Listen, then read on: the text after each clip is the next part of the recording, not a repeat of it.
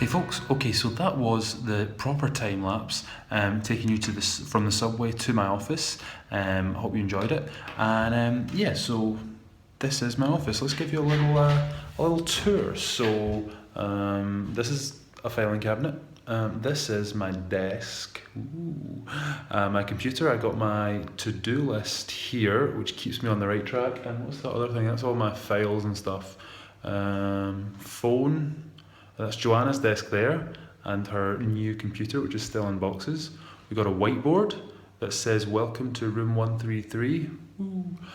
This is Lee's desk right here, and there's a front door. So, yeah, standard office. I really like it. It's a little bit cold right now, but I might need to start bringing a jumper in. But hey, whatever. Yeah, so what have I been up to today? I went to the Urban Studies workshop, which was on mobile health. And even though I, went in there thinking it was just of kind of general interest and not necessarily something which was going to be, really useful for my own work, actually there was a couple of really interesting points that were brought up, kind of methodological, some kind of research methods, kind of talk of a kind of in-depth case study idea, which actually it sounded very cool, and I'm going to follow that up. I'm going to check it out, because I think it could actually turn out to be quite useful. What else have I been doing? I've been checking stuff off my to-do list, and I've been adding stuff to it just as it pops into my head.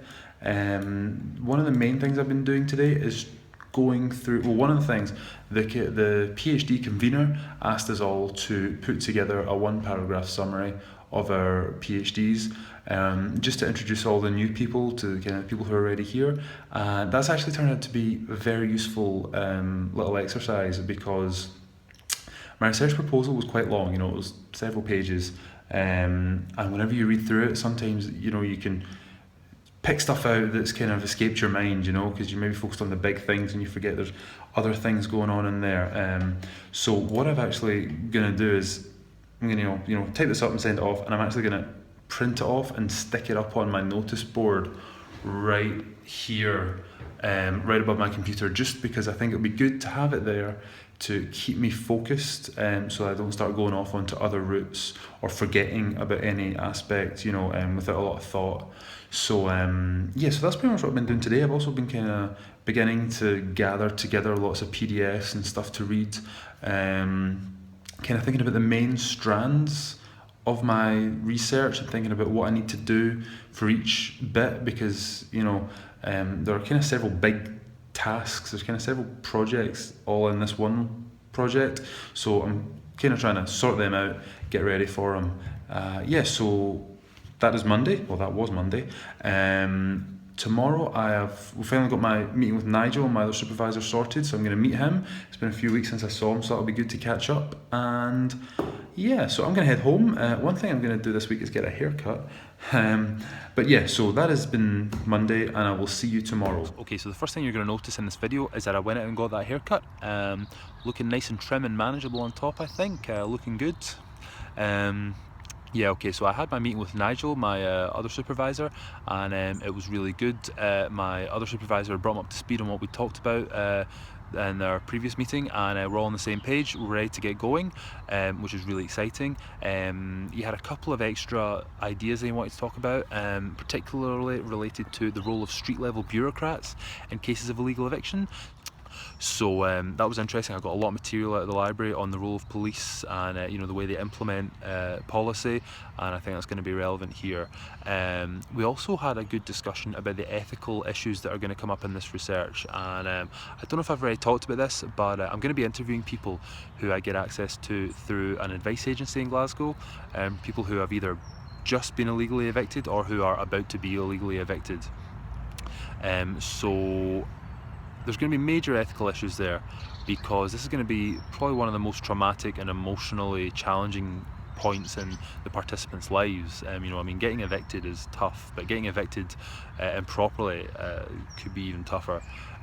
So I want to make sure that whenever I'm interviewing these participants, that I don't make things worse for them. I want to make sure that I don't, upset people, and if people do get upset during interviews, I handle it properly and, in a sensitive way.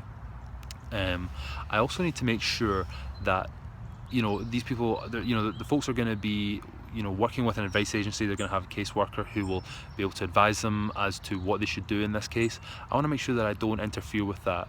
So if it's been recommended to them that maybe they shouldn't consider a prosecution, one of the things I'm interested is in people who do pursue prosecutions. So I want to make sure I don't encourage people to take actions which maybe aren't in their best interests. I don't want to sow seeds of doubt in the advice they've been given by the agency, and so I need to be aware of that.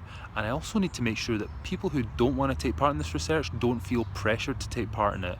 I want to make sure that people who are accessing this advice agency, whenever they're asked, do you want to take part in this research, they know that if they decide not to take part in this research, it's not going to affect the relationship they have with the advice agency. Because a lot of these people are going to have a lot of things to do, because they've just been evicted. It's going to be maybe they don't, it's totally understandable if they don't want to take time to take part in research.